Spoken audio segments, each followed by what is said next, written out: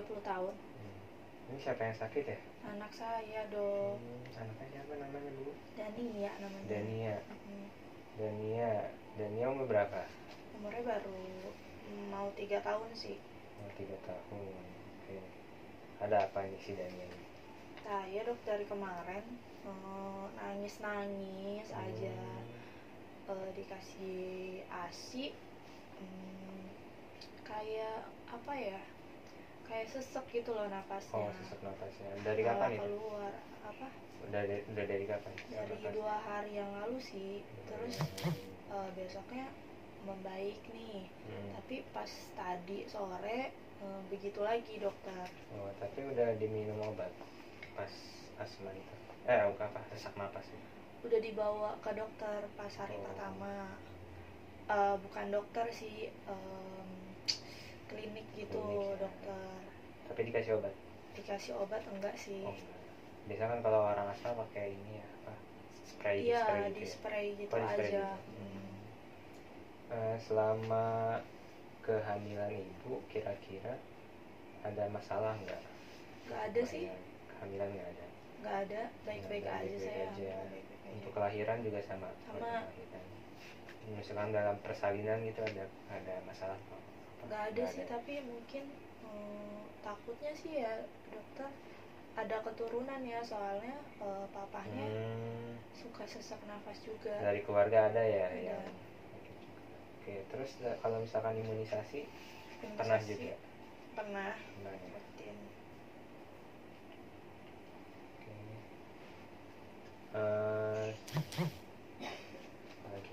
Untuk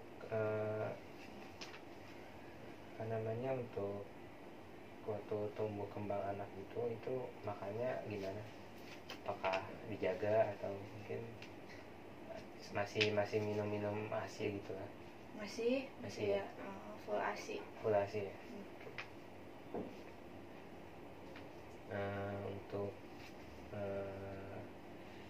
tapi sedikit sih saya empasi gitu ya dokter. Jadi bikin makanan dari buah-buahan aja sih, pepaya gitu.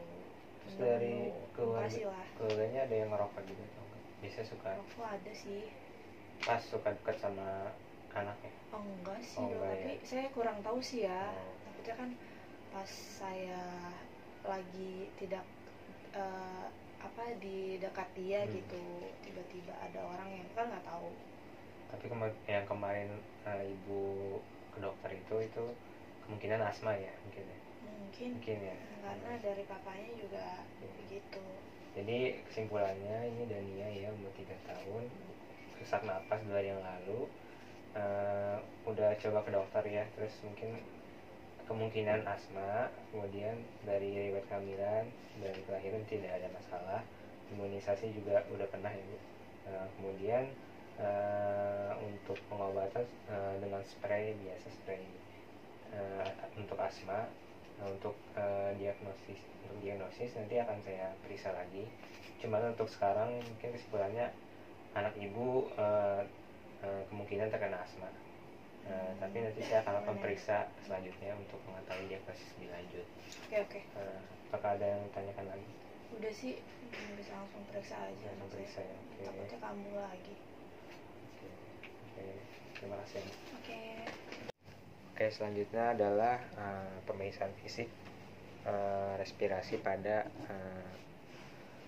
anak. Yang pertama adalah kita lakukan, jangan lupa untuk melakukan inspeksi, palpasi, perkusi, dan auskultasi. Pada pemeriksaan fisik anak ini, yang pertama kita lakukan inspeksi pada bagian mata pasien, apakah terdapat konjungtiva anemis, apakah terdapat sklera ikterik. Kemudian kita lakukan pemeriksaan pada bagian hidung, apakah terdapat cuping hidung, nafas cuping hidung, apakah terdapat sekret, dan apakah terdapat hiperemi.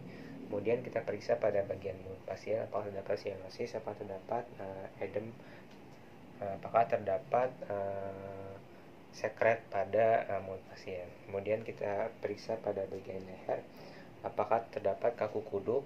Kemudian kita lihat apakah terdapat massa pembesaran kelenjar getah bening. Kemudian kita lihat apakah terdapat otot nafas tambahan. Selanjutnya kita lakukan inspeksi pada bagian dada pasien, apakah simetris atau tidak. Kemudian kita lihat apakah cekung atau cembung, apakah terdapat pectus excavatum atau carinatum. Kita lihat apakah terdapat retraksi otot interkostal. Kemudian kita lihat apakah terdapat bantuan dari otot-otot nafas tambahan. Selanjutnya adalah kita melakukan palpasi pada bagian leher pasien. Kita lihat, kita rasakan apakah terdapat massa atau benjolan, apakah terdapat nyeri tekan atau tidak. Kemudian kita lakukan palpasi pada kelenjar lingual, kelenjar ludah dari pasien. Apakah terdapat pembesaran atau massa, apakah terdapat nyeri tekan atau tidak. Kemudian kita lakukan palpasi pada kelenjar tiroid. Untuk mengetahui bagian kelenjar tiroid, maka pasien diperintahkan untuk menelan. Kemudian jika ada struktur yang menaik, yang ikut naik, maka itu adalah struktur dari kelenjar tiroid. Kemudian kita raba apakah terdapat pembesaran, terdapat massa, apakah terdapat nyeri atau tidak. Oke, selanjutnya adalah palpasi pada bagian dada pasien. Jangan lupa perintahkan pasien untuk bernafas. Kemudian lakukan fremitus taktil. Perintahkan pasien untuk menyebutkan 77 atau I. Oke. Selanjutnya kita lakukan perkusi pada bagian dada pasien secara pelan-pelan.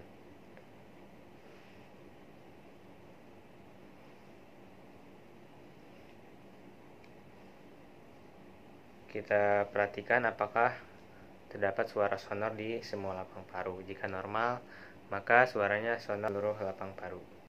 Selanjutnya adalah pemeriksaan auskultasi pada pasien.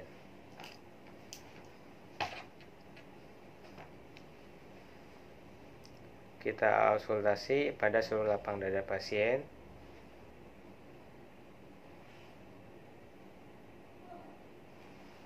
Kemudian kita perhatikan apakah terdapat suara nafas tambahan.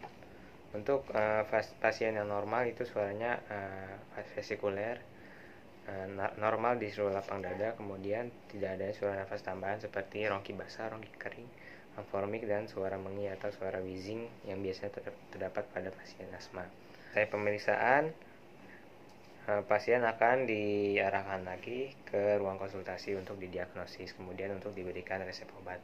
Oke, terima kasih telah menonton video dari saya. Assalamualaikum warahmatullahi wabarakatuh.